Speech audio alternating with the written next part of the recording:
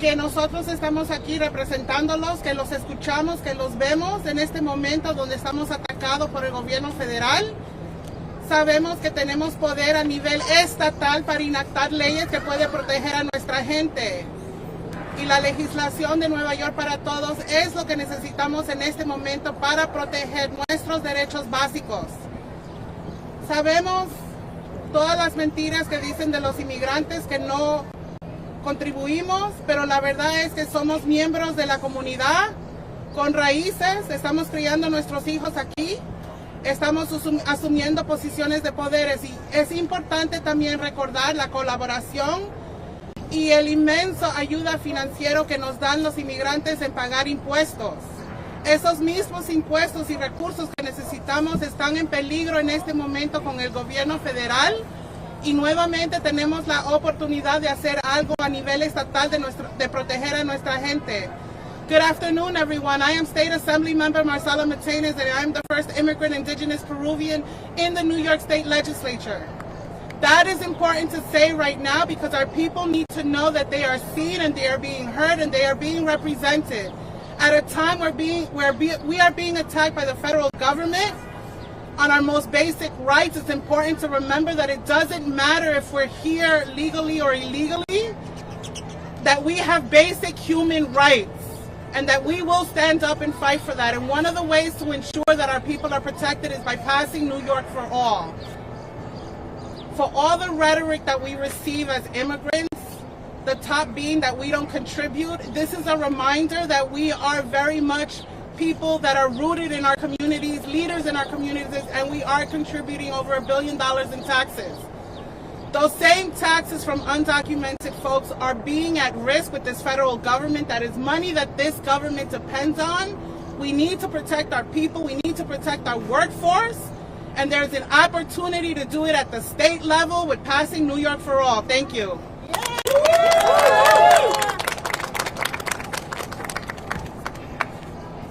Claire spoke to this earlier, but I'm proud to have up next to the mic John Ben-Menachem from Student Workers of Columbia.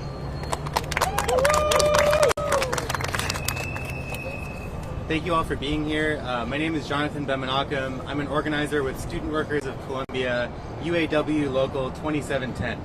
I'm here to demand the freedom of every person persecuted by the Trump administration. For us, this is personal. They've abducted our fellow students Mahmoud Khalil and Mohsen Madawi, and they tried to do the same to Ranjani Srinivasan and Yun Seo Chung.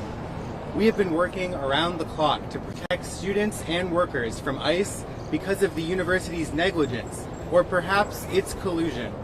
And it's not just Columbia. Over 1,000 international students in the US have been targeted by Trump, either because they stood up for Palestine or simply because they appear in a police database. Beyond academia, 238 Venezuelan men were sent to the concentration camps last month. They're torturing random tourists at airports. They won't stop unless we build power and force them to stop. New York politicians need to protect their constituents from Trump, but Governor Hochul is instead focused on a mask ban. This is a dark irony. A mask ban would help the fascists identify Palestine activists, but it wouldn't stop masked ICE agents from snatching people off the street. Students wore masks to protect themselves last year from fascists trying to get us fired, deported, or worse. This is why the Trump administration demanded a mask ban at Columbia. New York Democrats can't claim to oppose Trump while working towards his goals. We need to stop allowing the NYPD and ICE to surveil, brutalize, and abduct New Yorkers. We should do whatever it takes to break the deportation machine before it's too late. Student Workers of Columbia support any effort to stop ICE from terrorizing our members and neighbors. Keep ICE out of New York. Free them all.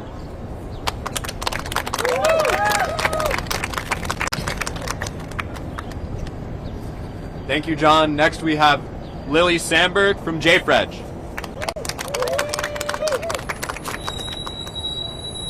Good afternoon. My name is Lilly Sandberg, and I speak today on behalf of the 6,000 members of Jews for Racial and Economic Justice to say that we are horrified by the abduction of Palestinian student activists and disgusted by the bald-faced lie that any of this is in service of Jewish safety. Mohsen Madawi, like Mahmoud Khalil before him, is being persecuted by the federal government solely for his political speech and identity. I could talk about how both of these young men are academics, members of their communities, how they've expressed care and compassion for their Jewish neighbors and condemned anti-Semitism while fighting for Palestinian freedom. But we are not here to play the sick game of good immigrant, bad immigrant, or good Palestinian, bad Palestinian. Disappearing people is wrong, terrifying, and unlawful, and we won't stand by while our institutions, state legislature, and governor let it happen. This past weekend at Passover Seders across the country and the world, Jews sang a song some of you may know, Dayenu. It means it would have been enough. There are so many reasons that alone would be enough to be out here today. Any ICE collaboration with local state agencies would be reason enough to protest, even if Trump wasn't pursuing a mass deportation plan. The presence of ICE on New York City college campuses and universities' utter abandonment of immigrant students would be enough, even if Palestinian student activists weren't being systematically targeted. The targeting of Palestinian student activists would be reason enough, even if the Trump regime wasn't falsely claiming this persecution campaign is about fighting anti-Semitism. The outrageous claim that silencing speech and banning masks are serious responses to anti-Semitism would be reason enough, even if the legislation didn't also undermine public health measures and endanger Jews and all of us. We already had reason enough to pass New York for All and Dignity Not Detention, but what's transpired over the last few months alone has made it all the more urgent that Governor Hochul and the state legislature hear our call and meet the moment. Dayenu, enough. Enough cowardice, enough politicking, enough hesitating, enough complying in advance, enough performative measures that hurt more than they help. Pass the New York for All Act, pass Dignity Not Detention now. Thank you.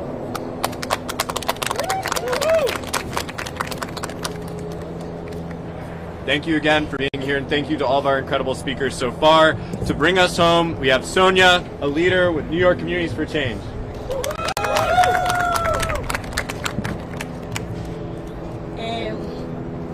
No tengo palabras para expresar la impotencia que tengo, el abuso que se está cometiendo contra nuestra comunidad, el miedo que hay, el pánico que hay. Tenemos que luchar por una reforma migratoria para proteger a toda nuestra gente que tienen 15, 20, 25 años, 30 años acá, que lo están separando de su familia. Y el miedo que tienen, muchos ya lo han separado y otros tienen miedo de que los separen. Tenemos que seguir en la lucha, no nos podemos quedarnos de brazos cruzados. Tenemos que la impotencia nos está matando. Tenemos que tratar de parar este monstruo que tenemos, porque el daño que le está haciendo a nuestra comunidad, a nuestra gente, es algo increíble. Hay mucho pánico, mucho miedo, mucho terror con nuestra gente. El miedo que tienen de salir a una tienda, de salir al súper, de salir. Eso da pena, eso no nos podemos quedar de brazos cruzados. Tenemos que luchar. Tenemos que, y vamos a seguir la lucha, porque no podemos seguir permitiendo que cometan tantos abusos con nuestra comunidad.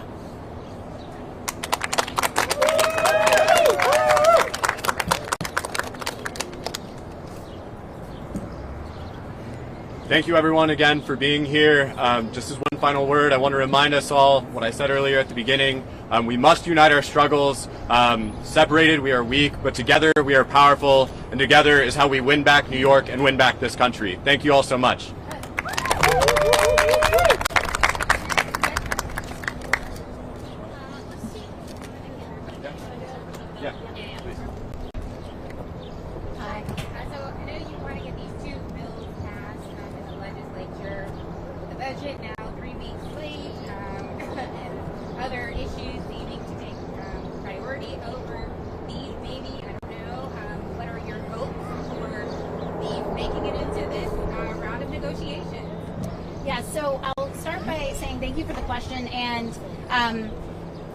Neither of these bills has a fiscal impact to the state. Oh, sorry. Neither of these bills has a negative fiscal impact to the state, so it wouldn't cost the state money to implement. In fact, actually, in the case of dignity not detention, it would save the government money to not continue to enter into contracts with federal immigration enforcement. But I say that because it is not essential that we move these bills in the budget process. I think that it's urgent given the situation. It's timely that we act on these bills, and the legislature can act on them anytime. We really should act to move these bills through the legislative process and really urge the governor to play her role in that. And it could happen through the budget process. I think it's more likely that we get through this budget process and then we continue session and pass these bills and make sure that they're actually implemented. Even if it takes going beyond the regular legislative session, whatever it takes, I think we have a responsibility to act. Can you tell us exactly what these bills are doing? Yes, thank you.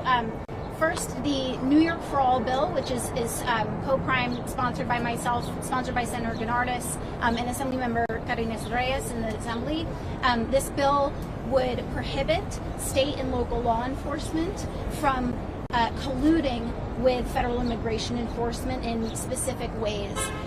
If someone were detained or arrested by local law enforcement would not be able to share immigration information or information about that individual's citizenship status with federal immigration enforcement. This is important. In New York City, there is already a local law that prohibits that.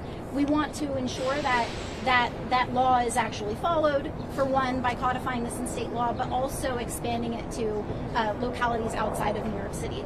Dignity not detention, there are local correctional facilities in New York State that currently contract with ICE and hold people in immigration detention. It doesn't have to be that way. Our belief is that state and local facilities should not be complicit in the cruelty of federal immigration enforcement and should end those contracts and be prohibited from entering into future contracts with the federal government to detain people in immigration detention specifically. Do you think that it impedes on law enforcement's ability to get dangerous criminals on the streets? So neither of these bills has any impact on criminal charges or criminal prosecution. In fact, I would argue that it actually will improve trust in people's freedom of movement if people are not afraid to have regular interactions with law enforcement, or they believe that any interaction with law enforcement or the courts or the state or the city could lead to them being unfairly detained based on their immigration status. Senator, this is for you or for anybody who might have any. Some of the examples we're talking about are examples where we don't know of any state agency. For example, Mahmoud Khalil's removal doesn't appear to have any sort of intersection with the state agency. What we're talking about are two bills that deal with the state agency and state decisions. Are there examples that you or anybody else would like to talk about that you think are powerful or demonstrative examples of how this legislation might have prevented somebody who should not have been without due process? This is a good question. I can't give name an example at the moment, but I do know that all of us have met people who are New York City residents who were not accused of a crime, and there's been a lot of reporting on individuals who were not accused of a crime, have not been convicted of a crime, but due to a routine interaction with law enforcement, they were ultimately placed in immigration detention because law enforcement shared that individual's immigration status or citizenship status with ICE. There have been many reported incidents of this, particularly outside of New York City. It is a really good thing that local law in New York City does prohibit this, although the current mayoral administration has basically threatened to jeopardize that, and I think that underscores why it's so important for us to codify this at the state level. Yeah, absolutely. Yeah. Thanks. Can you identify yourself? Daniel Coates of Make the Road Action. And just to build on the senator's point, one of the really insidious ways that the deportation machine has to work is by connecting local law enforcement and immigration. And so while there are these egregious examples of ICE coming in and doing, kidnapping people and disappearing people, if there's any chance of the administration getting to the kind of numbers that they're talking about, they need to set up these types of agreements. And so the best way that the state can block that, and fight back against these, there'll be moments when they'll sort of do these high-profile things, but if they're really going to get to numbers, they're going to have to do it through these sorts of collaborative agreements, and that's the thing that both of these pieces of legislation really get at. So just like interrupting the machinery. Just like interrupting the machinery of deportation. So is it fair to say that a big part of this is forward-looking concern? Right? I think that's what you said, that although some of these examples today may not be being scooped up off the street, there could be a scenario that you could envision in the future, like people who are not accused of a crime, or people who are far from any adjudication in the criminal justice system, would be removed before they have that opportunity. Sorry, everyone. With that question, I think maybe we'll have that be the last in this way, and if folks want to stick around, and if the senator has time to take more questions one-on-one, but we want to make sure that everybody's able to continue on with their day. So I'll let you answer that one, and then we'll try to wrap this. Thank you. Yeah, and thank you for this question. I think it's a fair representation. This is happening right now outside of New York City. While I can't speak to all of the details of how Mahmoud Khalil and Mohsen Madawi were taken, if local law enforcement was involved in providing information about their status to ICE, I can't speak definitively if that happened to these two Columbia students, but we do know that it has happened to other New Yorkers outside of New York City. And of course, there is a threat that it will continue to happen. And the federal government has unequivocally made that threat. Thank you again to everyone who came out today to stand up for our immigrant neighbors, stand up for our rights, and thank you to all the members of the press as well. That concludes the conference for now. Thank you.